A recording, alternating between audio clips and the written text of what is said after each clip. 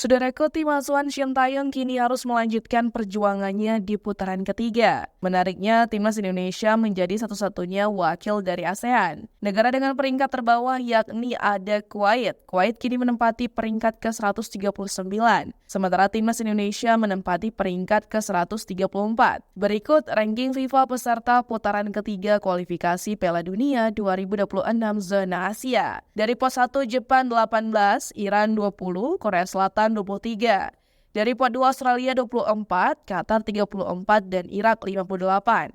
Dari pot 3 Arab Saudi 53, Uzbekistan 64 dan Jordania 71. Dari pot 4 Uni Emirat Arab 67, Oman 77, Bahrain 80.